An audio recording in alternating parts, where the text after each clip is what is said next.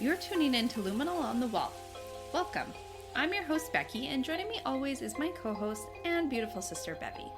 In our podcast, we will take a deep dive into the evil side of humanity. We will talk about suspicious deaths, shoddy investigations, and all the gory details in between. But be warned, we will not hesitate to call BS when we hear it, which means you may not always agree with us, but we promise to lay out the evidence so you can come to your own conclusions based on what is presented. Listeners' discretion is advised.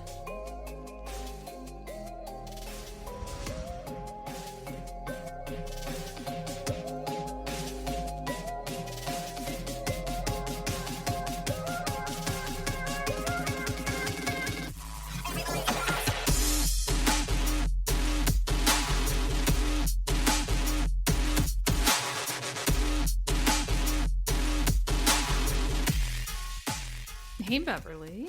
Hey, Becky. How's it going? Decent. Decent. Fabulous. Yeah. So this week, I finally went back into rock climbing. Yes, I took a 2-month hiatus. And how did it go? It was fantastic. Sometimes when you go to the climbing gym, you have the best climbs. Everything goes well. I swear sometimes it's because Jackie, my rock climbing partner, and one of my good friends, I don't know, we just vibe. Just good climbing buddies. We have good competitiveness where it's just not toxic at all. We both want each other to succeed, but we're pushed outside of our boundaries or pushed to do better because of each other, watching each other. Yeah, you guys are like, I've been climbing with you too, and you guys are very encouraging, but it's like, let's get this shit done. Yeah, exactly. So It was just fantastic. So fabulous. So, all right, Bev, before we get into the case, I have to give a trigger warning. We're talking about the case made popular on Netflix, Don't Fuck with Cats. So we are talking about animal cruelty and the death of some cats. right. So, Oof. yeah, so anyone who really struggles to listen to that, please skip ahead On those parts. on those parts. So, Yeah, no doubt. yeah. I remember I couldn't even watch the documentary. Once it came up to that, I freaked out and stopped it. I did too. And then I had to come back to it later. I know. Once I heard that they didn't show anything on camera, I was like, nope, not for me. I did the exact same thing. I had to climb, like, oh, what you saw is all you see. Yeah. And I was like, oh, okay, then I can watch it. But anything more than that, I would die inside. Yeah. Same. All right, Bev, let's get into it. Okay. On July 24th, 1982, in Scarborough, Ontario, a couple, Anna Yorkin and Donald Newman, gave birth to their first child. They named him Eric Clinton Kirk Newman. At the time of Eric's birth, Anna was only 16 and Donald was only 17. Ooh, that's young AF. Yeah, some young parents. So, growing up, Eric's dad developed a drinking problem and his mother was a serious germaphobe. She was completely obsessed with cleanliness. Because of this, she chose to homeschool Eric and his 2 other siblings. It's said that she didn't want her children to use any public bathrooms. Whoa. So she didn't want her children bringing home all the germs from any public bathroom. So she would rather homeschool them than send them to public school because of that. That would be the case, yes. Whoa. And I mean, can you blame a germaphobe? That's a cesspool. Even just being in schools. There's so many illnesses going around all times. Oh, yeah. Kids are disgusting. They really are. Like so 100%. I understand. I understand, Kind especially of. from a germaphobe's perspective, I would say. Yeah, you put me in her shoes, I get it. But like right now, I'm like, you couldn't pay me to fucking homeschool a kid. I feel like that. No, I'd me be like- either. No, not me. Donald Newman, Eric's father, said that his son spent a lot of time isolated when he was young and didn't really have much contact with other kids his age. Now, he did eventually end up going to public school, but unfortunately, when he did, he was bullied by his classmates. Oh my gosh. I know, like, I finally get to go to school. Everyone hates me. That's so sad. That is so sad. Yeah. As we know from our previous case, bullying is bullshit. Just bullshit. And Don't it can fucking be do so it. bad. Damn. Tough break. When Eric was 11 or 12, his parents separated, And as a result, Eric ended up having to move in with his grandmother, Phyllis. This was hard on him and the whole family. Well, yeah. Being separated from your parents, not having a whole family unit. Why was he completely separated from his parents, though? I don't know. Shit, I wish we did know. Yeah, I didn't. I don't know if they were just young and unstable. I'm purely speculating, though, with that. Just seems like an odd thing to do, right? Yeah, or maybe they couldn't come to a custody agreement. I don't know. There's a lot of possibilities. Absolutely. Post-breakup, Donald started hearing voices and having suicidal thoughts. He was eventually diagnosed with schizophrenia and put on medication. To this very day, he still takes medication to manage his disorder. Wow. When Eric was 19 or 20, his father actually referred him to a psychiatrist as he had concerns about his behavior. He too was reportedly hearing voices. At that time, he was diagnosed with paranoid schizophrenia and was seeing a psychiatrist and taking medication like Paxil and Ativan. And because of his diagnosis, Eric actually received disability allowance. Wow. I mean, it would make sense that it runs in the family a little bit. I feel like with schizophrenia, it does have some genetic predisposition involved. Oh, really? Yeah. And typically the onset can be around like 19 to 20, I'm pretty sure. What? Really? I know. So it does make sense. Oh, I'm glad it makes sense to you. I had no idea. Do you know Maya is that age range? I feel like it's probably something to do with just like how much the brain at that time is changing. And like I know for the onset of schizophrenia, it does change between men and women. Like males specifically start seeing symptoms between 18 and like 25 about. Oh. And then women develop it a little bit later often. Really? Like typically, yeah. And I think it has something just to do with how the brain changes in adolescence. Oh. Yeah, like through puberty, your brain goes through so many different changes and it's developing so rapidly. And I think that something like it might just like trigger the disease in a way. Okay. If you're predisposed to it.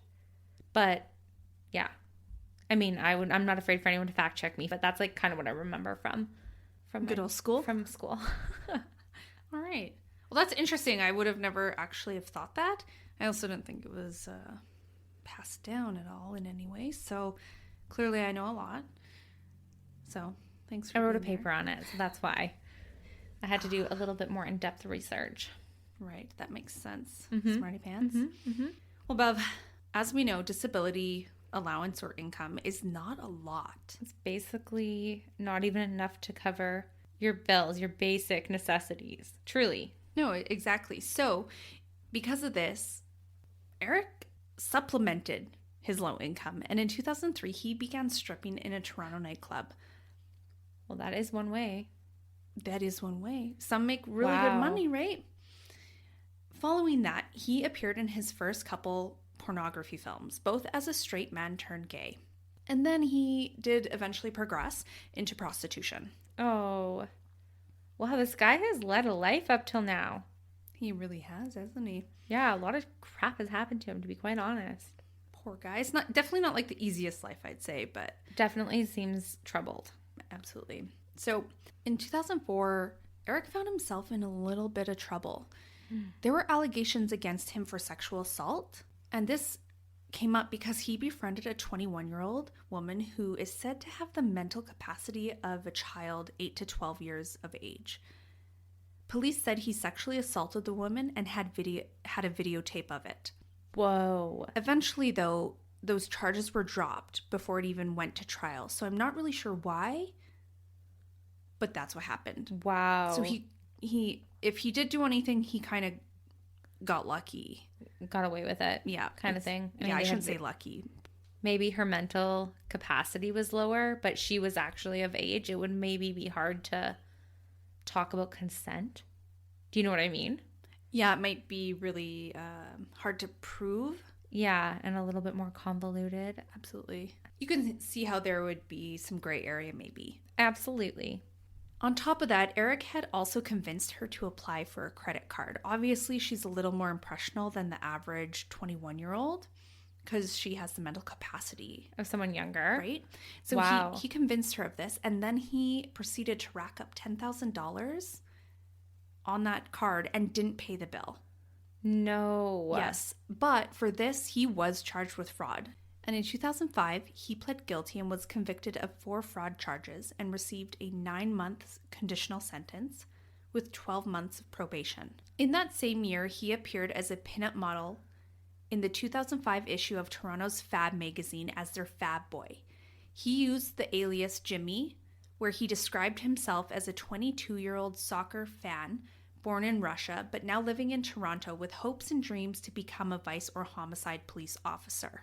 Okay. And in 2006, just after Eric turned 24, he actually legally changed his name to Luca Rocco Magnotta, thinking this had more star potential. So this is the name that we all recognize Right. from Don't Fuck with Cats. Right. Luca Magnotta.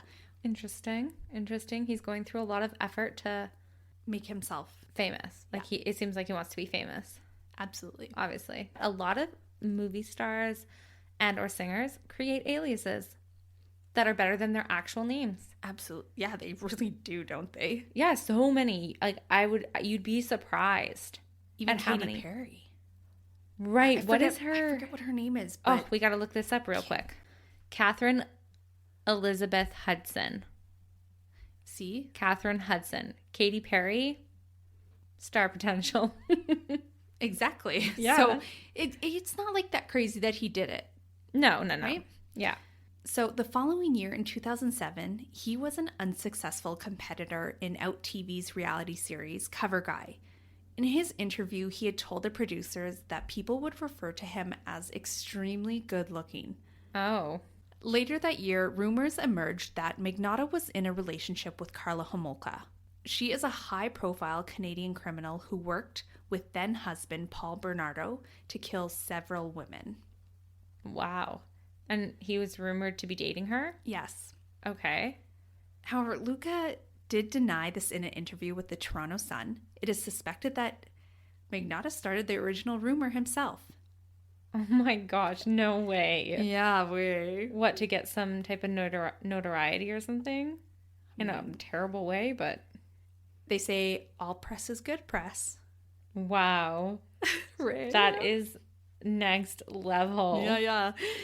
Well, in later years, tribute videos to Karla Homolka were created by Luca Magnotta's online alias accounts. There had been several accounts on YouTube, and all the videos uploaded or that were favorited, you know how you can favorite Yeah. things, are all about Magnotta or Homolka. Hearing this, it makes you slightly worried. Why is he wanting to be associated with a serial killer? Yeah, why? And why does he make tribute videos to her? It's fucked. That is fucked. It's worrisome. Yes, To say the least, right? absolutely. A little bit of foreshadowing, Yeah. a slight obsession. I would That's say more so, than Bev. just recording true crime podcasts, yeah? Yeah. We're normal. We're normal. We're totally normal. Absolutely 100% normal. No underlying issues at all. Perfect. Fine. We're fine. We're fine. If I say it enough, will I convince myself? You don't sound fine. Just kidding. But All right, Bev. crazy. Yeah. So 2007 was a really eventful year for Luca. He was forced to declare bankruptcy because he had accumulated about $17,000 in debt. He claimed the reason for bankruptcy was illness, lack of employment, and insufficient income to pay off his debts. He also claimed that he had to pay $200 each month in expenses relating to an unspecified medical condition. So, after claiming bankruptcy because of this debt, Magnotta had made the choice to have multiple cosmetic surgeries in 2008. How? Don't ask me. Probably just racked up more More debt? Seems to be his financial MO.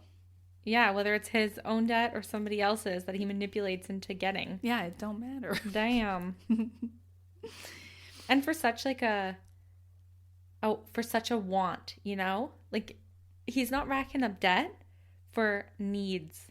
It's cosmetic surgery. Not many people need cosmetic surgery. It's definite want. That's why it's called cosmetic. And if you're claiming you can't pay your debts off, you're going to go and frivolously spend on cosmetic surgeries. That shit ain't cheap. That shit ain't cheap. That just seems like his rationale. Like, yo, I read one boob is like 5 to 10 grand. Never mind. Lord. I mean, not that he got boobs. But yeah, you can imagine if it costs that for one boob, what is he paying? Well, yeah, not a small amount. That's for certain. Definitely not. So, because of all his surgeries, he auditioned for Slice Network show Plastic Makes Perfect. Oh. Luca was looking for fame and notoriety through this outlet and many others. Yeah.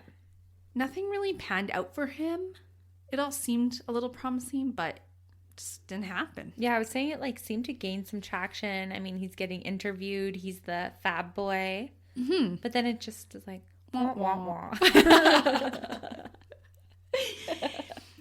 So even though things weren't really working out, the media would actually label Magnotta as a porn star. He had actually shot less than a dozen videos over a 5-year period. Staff members of the Internet Adult Film Database commented that not even the porn industry actually was interested in him either. Okay, I wonder why the media said that. That probably like went to his head though. I could imagine. He's like, I'm a fucking porn star. Check out my dong. Check out my schlong. Check out my dong. Check out my schlong. Holy crap. Oh my gosh. So, like I said, unfortunately, Luca's many attempts at notoriety and fame were all flops. So, jumping ahead a bit, by 2012, Luca was still on his quest for fame, but was attempting it from a different angle. He was trying to increase his online presence. That involved making videos and online dating. In May of 2012, he met a man named Jun Lin on Craigslist. He was a young man from Wuhan, China. In 2010, June moved to Montreal, Quebec to attend Tyrek College and Language School. And in 2012, 33-year-old Jun Lin was a registered international student studying engineering and computer sciences. June's dream after graduation from university was to stay in Canada and start his own business. While in school, Lin worked part-time at a corner store as a cashier. Between school and work, he also took French classes, and his friends described him as a hardworking and reliable person. They would also describe him as a positive and genuine guy who was a little bit reserved and shy. June's boss said he was a model employee. He never missed a shift. And on May 1st, 2012, June and his cat, who was his baby, they had moved into a new apartment with his friend and roommate in Griffintown. Griffintown is an area just west of Old Montreal. It is a historic neighborhood, and it has a rich social fabric and vibrant art scene. Oh, fabulous. Areas like this had been one of many reasons why June wanted to move to Canada. But the main reason why June wanted to move to Canada was because it had a reputation as a more liberal and accepting place. He was gay, but not openly. His family didn't even know. Back in China, June had been married to a woman. They later divorced, but once in Montreal, he had gotten a boyfriend. His family had met him not knowing they were dating. Earlier in the year, June and his boyfriend had broken up. Finding himself single once again, he was experiencing pressure from his family to settle down and marry a woman. After breaking up with his boyfriend, June just wanted to meet new people, and at that moment, he had started using Grindr and other apps to meet with men. This is how Jun Lin ended up connecting with Luca Magnotta on May 24th, 2012. On that day around 9 p.m., June's friends had received text messages from him, as well as his mother had received emails from him earlier in the day. This was the last time his close circle would hear from him. Oh, no. The following morning, his boss became really suspicious when June didn't show up for work. Yeah, because he's a reliable guy. Yeah, barely misses a shift, employee. so... A couple days later, on May 27th, 3 of his friends went into his apartment to look for him. They didn't find anything concerning, but by May 29th, his friends still had not heard from him, so they reported him missing to the Montreal police. Thank goodness for his friends. Right? At this point, when his friends went to the police to tell them that he was missing, how many days was that? Was that 5 days since 5 days. they had last heard from him? Yeah. Oh, man. Leading up to Jun Lin's disappearance, there had been a series of videos uploaded to Facebook and YouTube. The first one was uploaded a little earlier in 2010, but it was called One Boy, Two Kittens. This video showed a man deliberately suffocating 2 kittens by placing them in a plastic bag and sucking the air out with a vacuum. Oh my gosh. Because of its just gruesome nature, this video got a ton of attention from the online animal activist groups. No kidding. They immediately went into action to find out who Was so fucking cruel. Yeah, who is this truly demented person that would do that? So Bev, not long after the first video was released, there was a follow-up video. It was the same guy, similar apartment, and that perpetrator taped a kitten to a stick of some sort and then proceeded to drown this precious animal in the bathtub. Wow. As I said, this case is covered in Don't Fuck With Cats, and the very beginning of each video is shown, and what little bits you can see in the documentary are almost too much to bear. It's really so cruel. I just don't understand how anyone can hurt anything or anyone and then post it online. It's just fucking sick. Yeah, I just don't even understand how you can want to kill an innocent kitten. That's just the weirdest thing. To be like, let me go buy an innocent, precious, sweet kitten and let me just torture it to death, no less. I can't. Not long after the first 2 videos had been posted, a third one popped up. Oh. And it showed him feeding a cat to a python. Because there were so many videos popping up, the online activists were just in such a frenzy. How far would this guy go? I have a snake. I think I've mentioned that maybe before. Little Chewy. Little Chewy. And when he attacks his prey, like he wraps his body around it and like sinks his teeth into it, his little tiny teeth, but like sinks his teeth into it. It's dead, but he still will do this. I just hope cats don't feel fear, because that would have been scary as hell. Because the snake would be like, it's like your prey, right? Like, yeah. Ugh. Almost like getting ready to find the best way of attack, as the cat's just like, oh my, don't make that sound. Don't make a kitty sound. I'm sorry. Makes me more sad. Ugh. So obviously they had an even greater sense of urgency once that third video was posted. Right. They needed to find this reckless human. No And kidding. at the same time, that must have, like, they felt a sense of urgency, but they must have felt so overwhelmed, because how are they going to find this freaking psychopath? You know? Keeps posting these videos. Not 1, not 2, but 3. So throughout the online investigation by the activists, they notice these accounts. They called them sock accounts. Like fake accounts, basically. Yeah, or what kind of seemed like kind of fake. like no one behind, like no real person behind them. Exactly. So they noticed these sock accounts trying to join their groups, and they would post stuff like photos with a face blurred out and a man with the same kittens that had been killed as well. Oh my gosh. Yes. So whoever this is just taunting them, getting so much enjoyment, not only out of his act, but the attention to the acts almost, right? Yeah, if the you're attention. taunting someone, you're enjoying that shit. For sure. Yeah, like no doubt about it, right? Yeah. So not only was he posting photos of a blurred face, but he made videos of him playing with the cats, like before he did all that bad stuff, like petting them, playing with them, like, you know how a normal human would act with a kitten. But then, of course, they know the outcome, and it just makes it that much worse. Those poor kittens. Oh. Exactly. So the online activists, just as you said, they felt like they were being taunted by this twisted man saying like, haha, you can't catch me. Look what I've done and you can't find me. Yeah, totally. These sock accounts must be the man in the videos, they thought. And in 2011, in one of the activist Facebook groups, they received a message, and it actually named Luca Magnotta as the animal killer. It was from one of those sock accounts. Whoa. Would he be so diabolical to give them his own name? I mean, I feel like yes. 1, because if you're already taunting them with this, it's another taunt. Like, you have no proof that I am the one behind these videos, but here's my name to taunt you further. Like, you know who it is, but you can't prove it, sucka. That's what it feels like to me. Exactly. So on the flip side, was it just some jackwagon messing with them? I mean, yeah, maybe. So regardless, this group, the online group, they needed to know. So they put a ton of time and effort into this case. And when they were served his name on a platter, they had to look into him. Of course. So they looked into his Facebook to see if they could find any resemblance to the man in the video. And to their surprise, Bev, his face was eerily similar.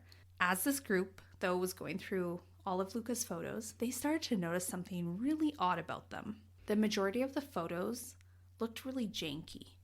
They looked like they had been altered. It was the same face, but on multiple different bodies. And like, clearly they were different. It wasn't like, oh, is that a weird angle? It was just like, well, that's not right. Those do not match. The photos were all in different kind of places, giving the illusion of this fabulous life, like the rich and famous. He was on boats. He was at luxurious parties in these very grand places. wow. What is the psychological need that he has to create this false image of himself to the world? I mean, I've heard of people doing it, but that is some next level shiznit. The weird thing about it is he's not like a super famous guy. Yeah. Like, who are you trying to impress? Like a couple few people that follow you? Yeah, what is going on? That just seems so grandiose. Yes. However, there was one photo that stood out to the group, and it stood out because it actually didn't seem photoshopped. Wow, okay, that statement that you just said, you have one photo that stood out because it looked real. Like, whoa. Yeah, normally it's like, that one stands out because it looks photoshopped, but Yeah. it's like literally the opposite. The inverse. Yeah. And in that photo, Bev, they noticed there was a set of streetlights in the background. They took this photo and they cross-referenced it with different streetlights around the world. Apparently, in different countries, the streetlights are different. So all they had to do was find where this photo was taken, and then they could find Luca. Seems Holy. simple enough. That's some Sherlock Holmes shit. I know, right? Like super sleuths over there. Wow. Amongst some of their other investigation, they had actually found, not like confirmation, but like suggestion that he might be in Montreal, Quebec. Okay. So they went to town using Google Street View images of all the city's intersections. I was like, in they Montreal. literally went to town. Don't just- Literally went to Whoa. Montreal. And bam, all their sleuthing had paid off. And it turns out they were able to confirm that photo was taken in Montreal, Quebec. And in 2011, this internet community, who at this point had good reason to think that Magnotta was their suspect, decided to report him to the authorities. They were super fearful that his crimes would escalate to something possibly to do with humans. Yeah, that's such a logical jump to make. If you're that diabolical to hurt innocent animals, what would prevent you from valuing a human life any differently? And, you know, when we look at criminals and their past, a lot of people who kill humans kill animals, Prior. right? Yeah, it's like So- almost testing the waters, you know, before they fully commit to murder. Exactly. So the Toronto police had actually began an investigation into Magnotta in regards to these videos. Yes, thank the Lord. Right? They had received a complaint from the Ontario Society for the Prevention of Cruelty to Animals. They also contacted the Royal Society for the Prevention of Cruelty to Animals in Britain because Luca had spent a bunch of time traveling there and was thought to be living there at that time. While Magnotta was living in London, a journalist from The Sun wanted to get an interview because there had been claims that he had made the Python Christmas video. Yeah, his name was probably the only one named. Exactly. The In this whole journalists time. find that information out. They're gonna look for the story. Word travels quick. So this interview, Bev, was awkward. There was not much information gotten because Luca got very defensive. Oh. And you could tell he was being rubbed the wrong way. After this interview, the reporter started getting really threatening emails. However, they were from an alias account, and this journalist was pretty sure they were from Luca. I mean, anyone with 2 ears can listening to what you're saying could assume it's him. Exactly. You try and interview a guy accused of doing something nasty and then doesn't go well, and then you're getting threatening emails. Like, not so stealthy. Not stealthy at all. Exactly. So at that point, the newspaper had contacted the Scotland Yard to see if there was something they could do. However, they denied that the Python incident had occurred within its jurisdiction, and they would not follow up with this incident. Eventually, Luca returned to Montreal and rented an apartment, and this brings us back to the evening of May 24th, 2012. Luca and Jun Lin had plans to meet up. The pair were seen on security footage entering the apartment where Luca was living. There was never any footage of Jun Lin leaving that apartment. Wow. Or not on his own 2 feet anyways. Oh. The following day on May 25th, there was an 11-minute video titled One Lunatic, One Ice Pick.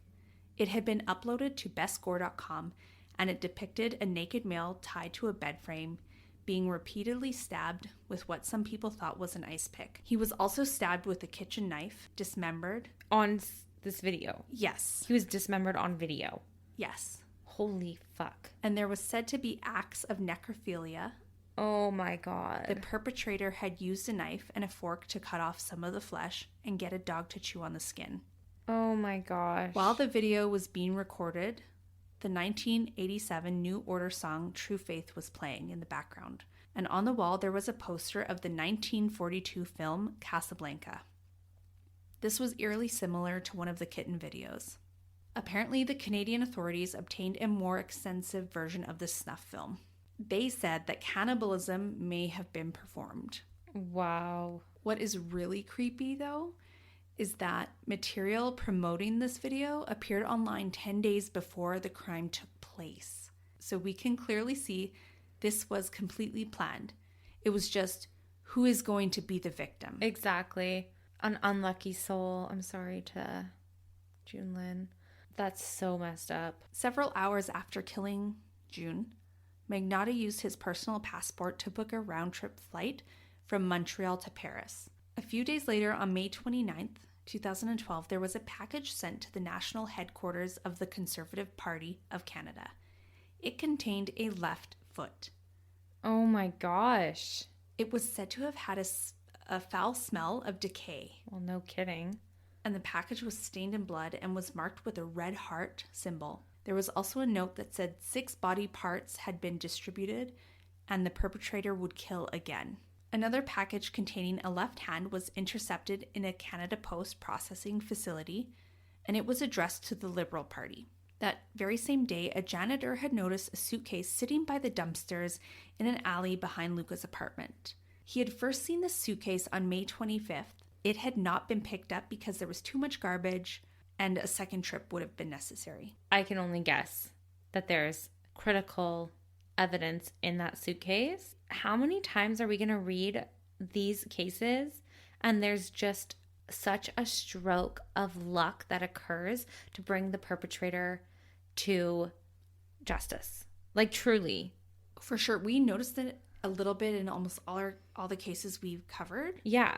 Where it's like, oh, really? It just didn't get taken away on that garbage trip because the truck was full? Yeah, like what? And that suitcase was still there. Days later? Like, what are the chances, right? Yeah. So this janitor gets a little interested in the suitcase and he goes and checks it out. He looked inside and to his surprise, he found a decomposing torso.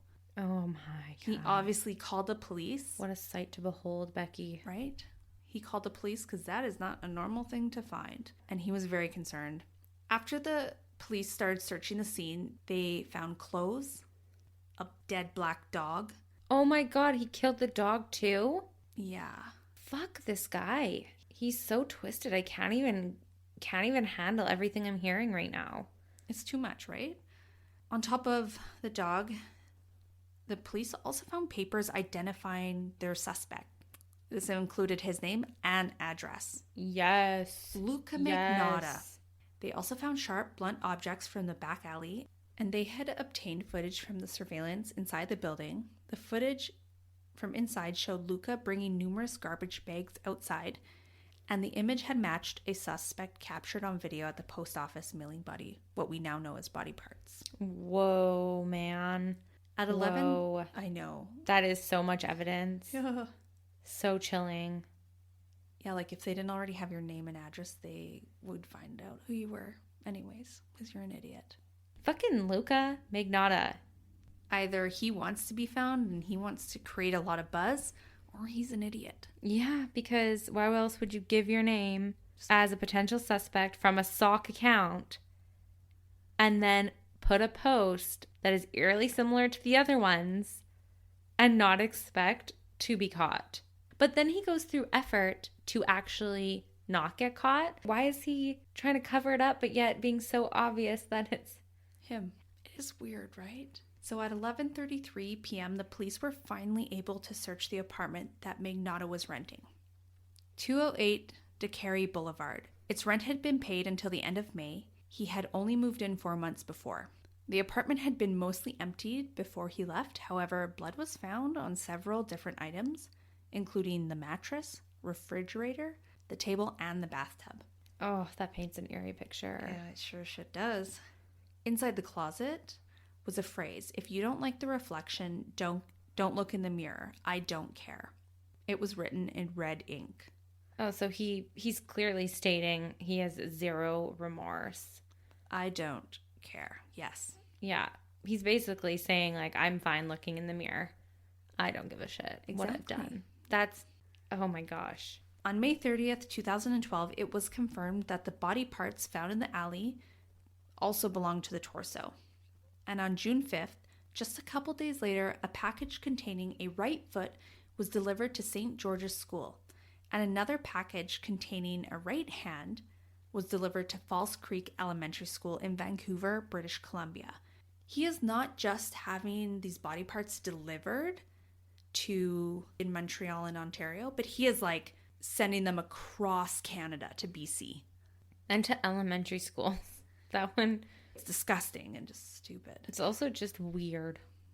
Right? Like, what was the purpose?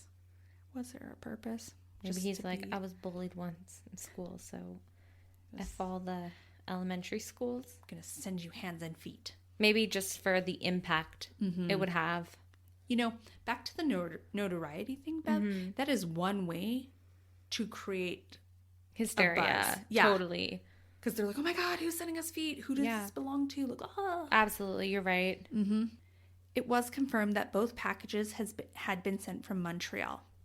The other 3 packages had contained notes, but the police did not want to take any chances in regards to a copycat crime, so those notes were kept from the public. Very smart detective work, I would say. Yes. 3 weeks after the body part had been found, the 4 limbs and the torso were matched to Jun Lin using DNA samples from his family. Wow. And on July 1st, ironically Canada Day, the country that Jun Lin was so excited to be in, his head was found at the edge of a small lake in Montreal's Angrignon Park after the police received an anonymous tip. At the time, a Canadian-wide warrant was issued by the RCMP for Luca Magnotta. The warrant was for the crimes of first-degree murder, committing an indignity to a dead body, publishing obscene material, mailing obscene material, immoral or scurrilous material, as well as criminally harassing Canadian Prime Minister Stephen Harper and several members of Parliament. When Canadian authorities realized that Magnotta had fled, they requested that Interpol issue a red notice. And on May 31st, 2012, they did that. Several days before and after his arrest, Luca's name and photo were displayed prominently at the top of the homepage of the Interpol website. The red notice had requested that Magnotta be provisionally arrested pending extradition back to Canada by any Interpol member. As we know, Magnotta had fled to Paris. He had been to Paris before in 2010, and at that time he had made a couple acquaintances. He utilized those friends to jump around Paris before heading to Berlin, keeping just one step ahead of police the whole time. When Magnotta first arrived in Paris, his cell phone signal was traced to a hotel, which of course he was gone before the police got there. The only thing left in this hotel room were pornographic magazines and air sickness bags. Weird combo. Yeah, you're like, oh, I can't even imagine. He had booked this room under the name Kirk Trammell with a false passport. While in Paris, the police had been following a large framed man who they know had been in contact with Luca. This led them to another man who let Luca stay with him for 2 nights. He had no idea that Luca was on the run for murder. Magnotta soon realized he needed to get the F out, so he boarded Euroline's bus bound for Berlin, Germany. And on June 4th, Magnotta was taken into custody by Berlin police. He was at an internet cafe, and Bev, I kid you not, this is how vain this man is. He was arrested while he was reading news stories about himself. Oh my gosh, no way. Yeah, like... He's like, this is the fame I've always wanted. It just fits everything we've heard about him so far. Oh, it totally does. You're but like, that tracks. Absolutely ridiculous. Yeah. So on top of that, when he was arrested and found, he actually tried to give them fake names and pretend he wasn't Luca Magnotta. Oh, well, but wait, Luca, you changed your name. It had star power. That's right. Don't give it up now. Yeah. Don't betray your name. He probably just wanted to kill again. I mean, he said as much, so he doesn't want to get caught to, one, become more notorious, and 2, so he might be able to kill again. If I were a betting woman, that's what I would bet on. I would bet on that too. I think you hit the nail on the head there, Beverly. Ding. Ding. Cute. Eventually, Magnotta realized the jig was up, and he just admitted who he was. And just to make sure that the police and Interpol had the right guy, they got his fingerprints and were able to confirm that, in fact, he truly was Luca Magnotta and that he is now in custody for sure. Wonderful. The following day, on June 5th, he had appeared in Berlin court, and according to the German officials, he did not oppose his extradition, and he agreed to a simplified process. Almost 2 weeks later, on June 18th, Luca was sent back to Canada. Berlin authorities had the task of accompanying Luca on military transport. They took him all the way back to Mirabel International Airport, just north of Montreal. Military transport was necessary as there were safety concerns using a commercial flight, and they wanted to avoid potentially legal difficulties if a plane was diverted to another country. They wanted to avoid that because if, for some reason, they landed in a different country, there might be some legal problems getting him back to Canada or starting this process all over again. Also because he was not arrested. He was just extradited. Well, he was arrested, but he wasn't... If they landed in another country, he was not arrested in that country. Right. So many complications. They don't want to risk losing custody of him, right? Exactly. Yeah. They're like, this guy cannot be let go in any way, so let's get him back to Canada and assure that there are no problems, so they will use military transport. So they have full control. Yeah, great. I love that. Thinking of all the options. That's right. Smart people. They also wanted to use military transport because they did not want to risk putting Luca on a public transportation. Yeah, with all of these innocent people. Yeah, like... He's obviously violent as F. You just never know, like, he could be desperate. He could do anything. He is unhinged. He is unhinged. Mm-hmm. That is the truth, Becky. Oh, my God. Right? Yeah. So once the crew had gotten Luca to the Rivière des Prairies Detention Center, hopefully I said that correct, he was placed into solitary confinement. Liberal Party leader Bob Rae spoke out to the public and said that Canadians should mourn the victim rather than in any way, shape, or form celebrate Magnotta's notoriety. Obviously, if a government official is saying that to the public, our suspicions about his need for attention and notoriety are confirmed. Oh, frick yeah, they are. And also, so many times when these major crimes happen, because we forget about the victim a little bit, because the criminal is all in the newspaper and they're talked about, especially when it's something so crazy and diabolical, right? It's so easy to focus on the bad guy. So true. And what happened to Jun Lin is truly just absolutely horrific. That's so sad. It is. So and so you want to think about him instead of Magnotta. 100%. So once in Quebec, Magnotta's legal journey started immediately. The following day on June 19th, he appeared in court via video. He pled not guilty to all charges through his lawyer. Wow. A couple days later, Luca appeared in high-security Montreal courtroom on June 21st to request a trial by jury. And what a fucking idiot. Do you think you stand a chance? Yeah, that's just stupid as fuck. 9 months later, in March of 2013, the preliminary hearing began.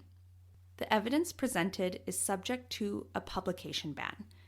Magnotta's defense team requested that the media and the public be barred entirely from hearing, but the judge definitely declined that. He wanted people to know what this man did. Yeah, like how savage he was. Yeah, because it was so savage. Right? You know, yeah. I could imagine also, like, you let everyone know, and if he happens to be found not guilty, at least everyone will be very wary of him if he's out in public. True. Right? So I think there ain't no way. There ain't no way. Ain't no way. Ain't no way. That's right. Ain't no sunshine on a cloudy day. I don't know why I thought of that song. Sorry. Is that a song? It's a half song. I feel like you were maybe going like, I've got sunshine on a cloudy day, and mix it with ain't no sunshine when she's gone. I think you're right. That's what Look, I can't even remember fucking lyrics to songs. Either. And it's not just movie quotes. It's lyrics to songs, too. My memory's shot. Clearly. 32 hits different. No, I'm just kidding. But your adaptation, just still coming out with a tune, was very commendable. Wow. How is that encouraging and condescending all at the same time? That was fucking insane. I was like, I feel good and horrible at the same time. Becky's skill set. Watch out. What a skill. Hey, it's great sometimes. Slightly diabolical. So I'm sure that Luca's lawyers thought that by requesting a complete public ban of information, I'm sure they thought this would be a really good strategy for Luca's defense. But I also found it, again, with the whole like notoriety and fame thing, I bet Luca was, I would almost put money on it too, Bev, that Luca probably didn't agree with that. He's probably like, let them hear. Let them know what I did. Yeah. I'm Luca. I mean, that would make so much more sense. Right? So yeah. I'm sure the lawyers went in with their best sensibility. So the preliminary hearing is the first time all the evidence is being presented before moving forward with the actual trial. Mm-hmm. They heard from forensic pathologist, forensic toxicologist, odontologist, bloodstain analysis, data recovery specialists, and internet investigation officers. The prosecution displayed what video evidence they had as well. Luca Magnotta, as well as Jun Lin's father, for I'm sure very different reasons, both physically collapsed at separate times during these proceedings. Oh my gosh, the dramatics for Luca Magnotta and the absolute horror for poor Jun's dad. Oh, I know, that's what I was thinking. I'm just annoyed that Luca Magnotta fainted. That's irritating. What a jerk. Yeah. Right, like Jun Lin's father probably collapsed because he finally saw the graphic nature of his son's death. Was mortified, and he saw the last moments of his son's life. We know there was a snuff film. Yeah. So they watched their son die. They watched, like, no parent should ever have to see that. No. But do I dare say that I think this was all part of Luca's show? Oh, 100% it was. That's why it's like, fuck him. Yeah. It's so annoying that he's still trying to manipulate the world by being so completely fake. he's trying to have the world see him in a certain light when he is just an evil. He's not. He's the opposite, right? Yeah. He's trying to make people think he's rich and famous. He's not. He's trying to make people think that he is desirable. He's not. He's trying to make people think that he's innocent. He's not. Exactly. I hate that. On April 12th, 2013, Luca Magnotta was officially indicted on the charges of first-degree murder, offering indignities to a human body, distributing obscene materials, using the Postal Service to distribute obscene materials, as well as criminal harassment. Magnotta still had his mind set to be tried by judge and jury. This mofo pleaded not guilty, admitting to the acts of which he was accused, but claiming diminished responsibility due to his mental disorders. Oh. I would have loved to have been in his mind at that moment to really think, like, do you think you're going to get away with this? Do you think that that is going to be a good argument? Do you think the jury will believe you with all the evidence there is? No. No. Hands down, no. But he does think. I'm just saying he won't, but he does think that he will. And I'm sure, obviously. I'm sure a bit of it, again, is the lawyers. Like, this is our professional advice. This is the best way we're going to get you off. But, like, it's not going to happen. But we'll try anyways. Yeah. However, I think it's a bit of a slap in the face to Jun Lin, anyone who's basically kind of involved in this investigation, and his family and friends. Like, you suck, Magnotta. Like, why do this to him? Just plead freaking guilty, you dickhead. Yeah. That's why. Don't go through the horror of having his family have to see what you did. It's appalling. If you're claiming diminished responsibility, you still ultimately admit that you committed a crime and broke the law. But you argue that they shouldn't be held criminally liable for doing so, as their mental functions were diminished or impaired. At the time of the crime. Yes. The Crown started their opening statement by saying to the jury, Magnotta admits to the act or the conduct underlying the crime for which he is charged. Your task will be to determine whether he committed the 5 offenses with the required state of mind for each offense. In the trial, there were 6 expert testimonies given. 2 of the experts had diagnosed him with borderline schizophrenia. 2 experts had diagnosed him with borderline personality disorder. 1 expert said he had borderline personality traits. And 2 experts said that he had paranoid schizophrenia. Some of the other diagnoses amongst those 6 experts also included antisocial personality disorder, narcissistic personality disorder, histrionic personality disorder, as well as paraphilia.